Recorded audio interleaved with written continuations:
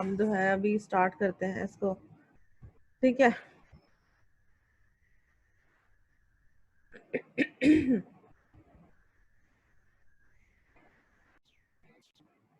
तो हम जो है, आपको तो टॉपिक का तो पता है ना कि हम पढ़ रहे हैं extraction and purification of fermented products. उसमें हम कुछ मेथड्स देख चुके हैं, और जो कल भी हमने कुछ मेथड्स देखे हैं, और आज हम पढ़ेंगे मेम्ब्रेन प्रोसेसेस। मेम्ब्रेन प्रोसेसेस में एक ब्रॉडर सेंस में ये टर्मिनोलॉजी यूज की जाती है।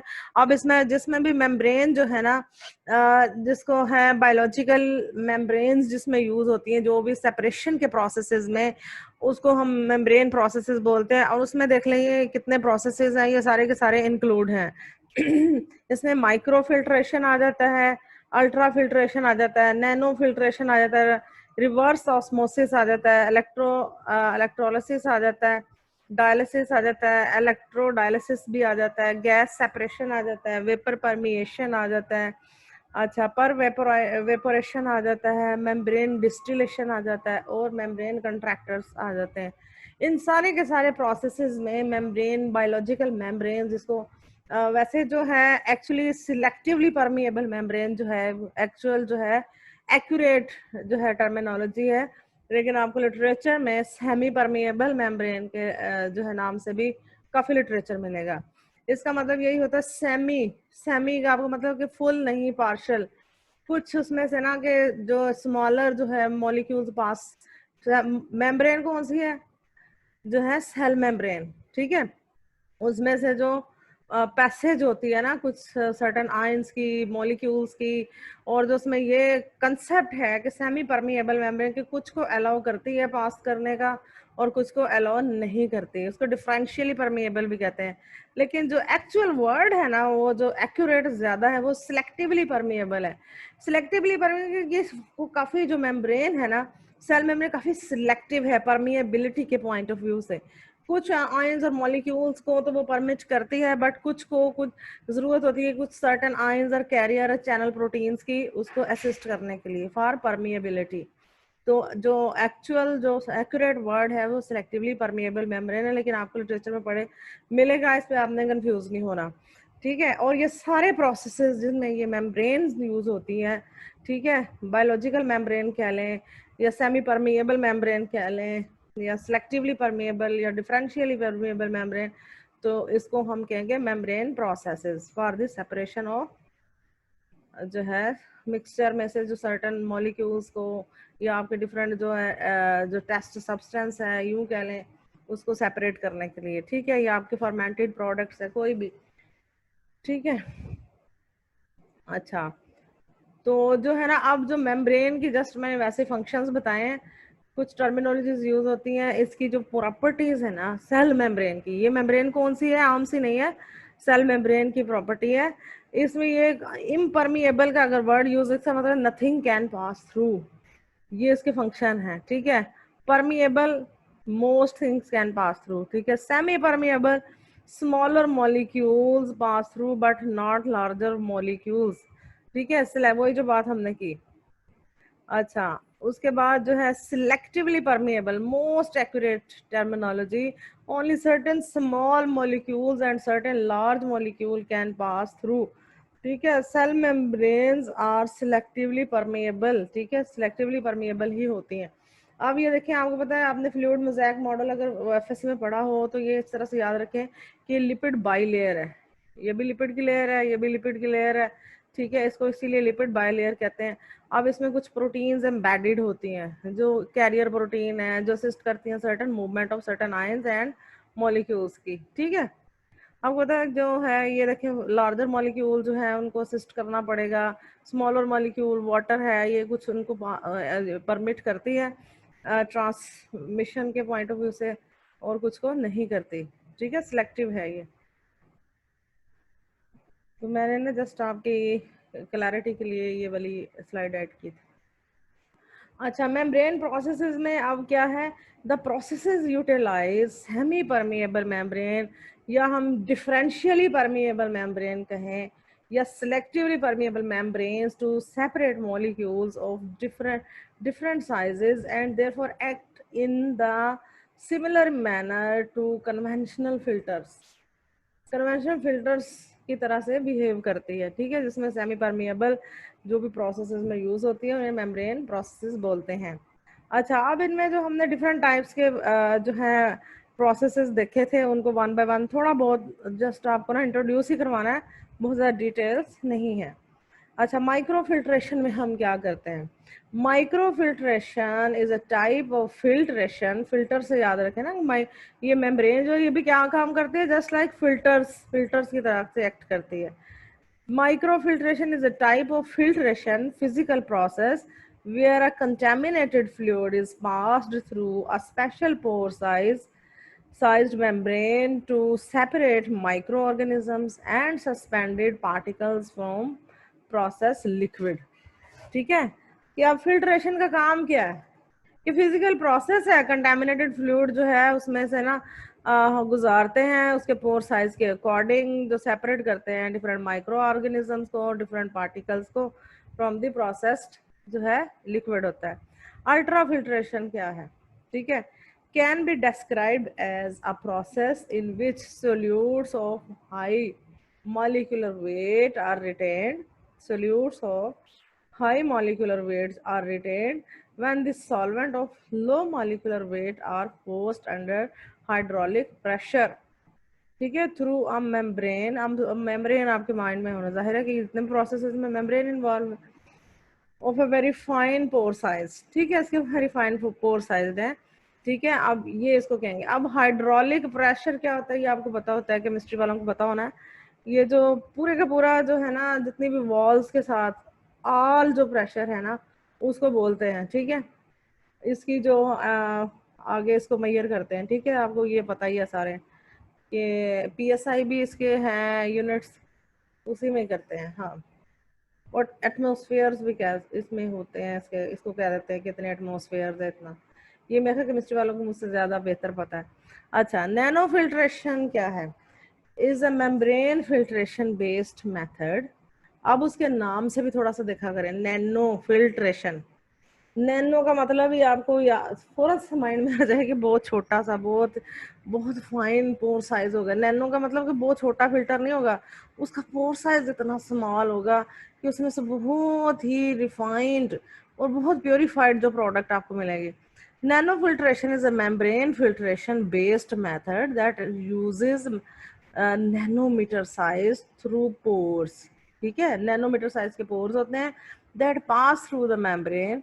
नैनो फिल्ट्रेशन मेम्ब्रेन है पोर साइजेस जो हैं इनके 1 से 10 नैनोमीटर्स के होते हैं। ठीक है, इनके जो मेम्ब्रेन्स जो है ना नैनो फिल्ट्रेशन के लिए यूज़ की जाती हैं, उनके जो पोर साइज हैं वो 1 to 10 नैनोमीटर्स होते हैं, smaller than that used in microfiltration and ultrafiltration but just larger than that in reverse osmosis। अब रिवर्स ऑस्मोसिस जो है ना उसमें तो उससे भी कम है, तो वो हम देखते हैं कि वो क्या। आपने ऑस्मोसिस तो सबने सुन रखा है ना। ऑस्मोसिस क्या है?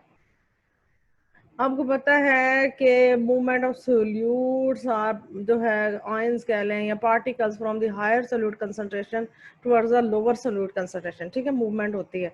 अब रिवर्स का लफ्ज जहाँ पे आ गया इसका मतलब है कि वो ऑपोजिट होगी, जैसे एक्टिव ट्रांसपोर्ट है कि वो लोअर से अब हाई की तरफ, यानी कि उसको हम रोकते हैं।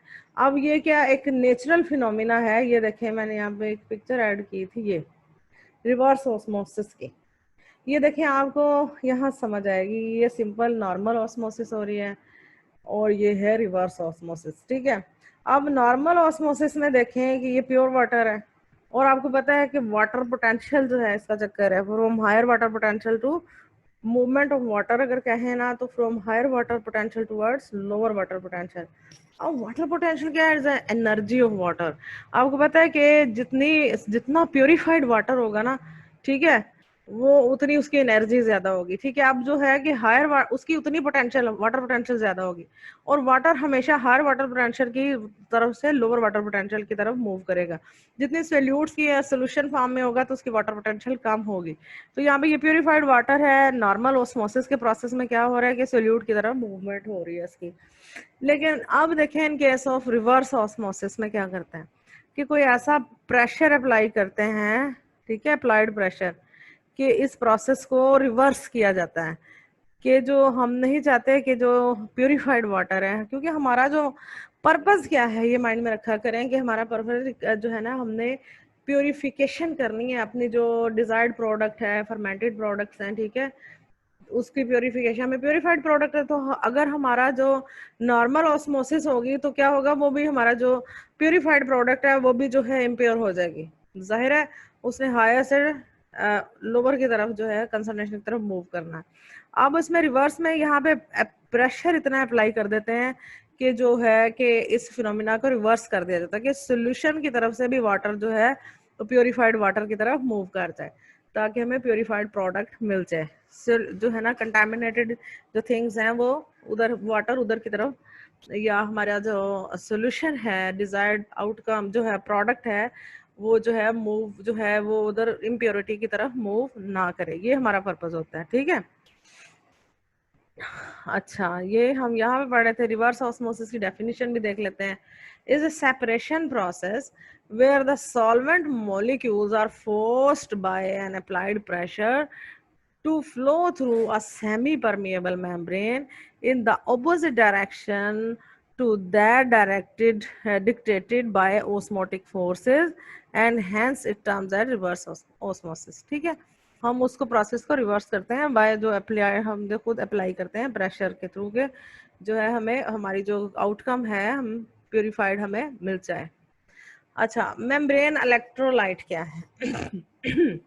अच्छा, मेम्ब्रेन इलेक्ट्रोलाइट का पर्पस क्या है इसका? मेम्ब्रेन उसके नाम से भी जाहिर है कि मेम्ब्रेन है, कोई इलेक्ट्रोलाइट इसके साथ अटैच हो गया। ठीक है, अच्छा, the purpose of the membrane is to ठीक है is to separate the anode group. Electrolyte आपको पता है एनोड है कैथोड है, ठीक है, अब वो separate anode loop from the cathode loop by a fluid in order to avoid unwanted secondary reactions, so act to combine the electrode reaction with separation step or to isolate separately the products found on the electrode।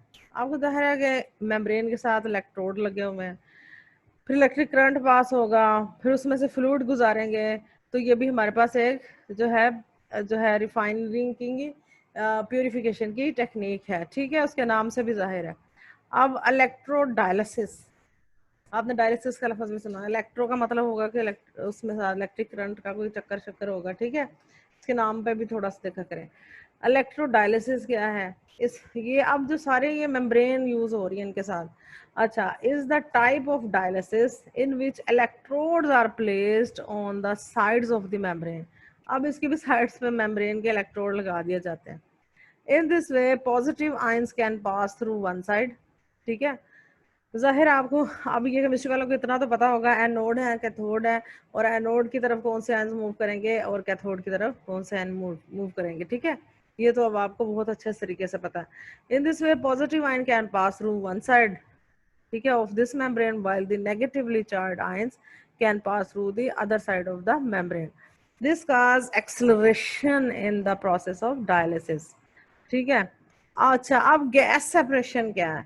Gas separation is a technique used in split of gases, ठीक है, either to separate and purify multiple और single gas component. ठीक है, either to separate and purify multiple or single gas component। ठीक है, अच्छा, axiom separation technology is based, अब ये जो है ना इसमें जो इसमें प्रिंसिपल इसके जो बने थे ये पॉलीमर मेम्ब्रेन की बेस पे है।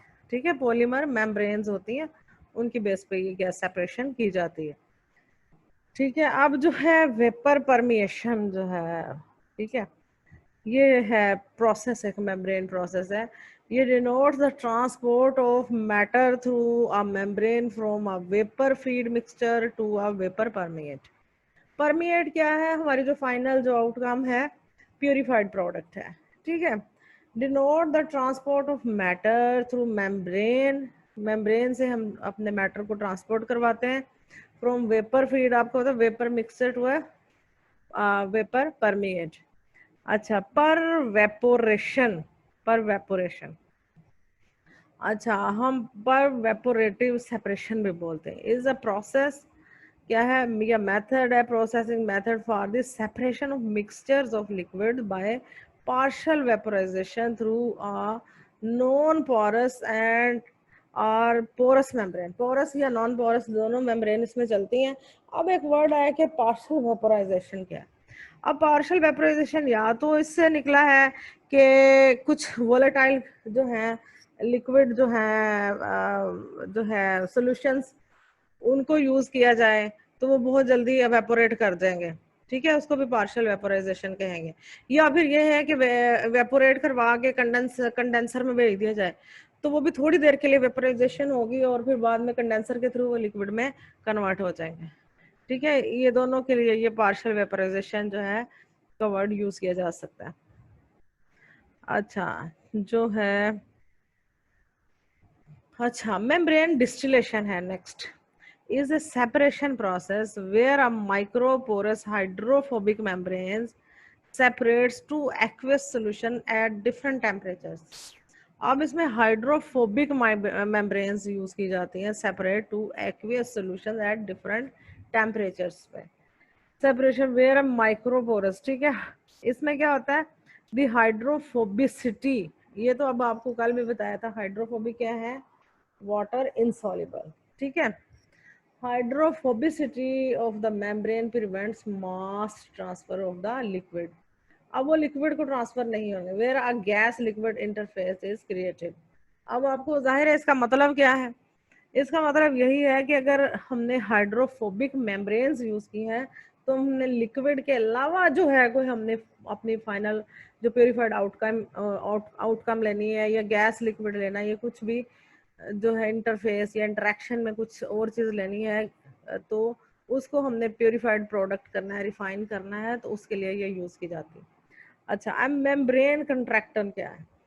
A membrane contractor is a device containing a ceramic or polymeric porous membrane, ठीक है, in which the objective is to promote the contact between two phases।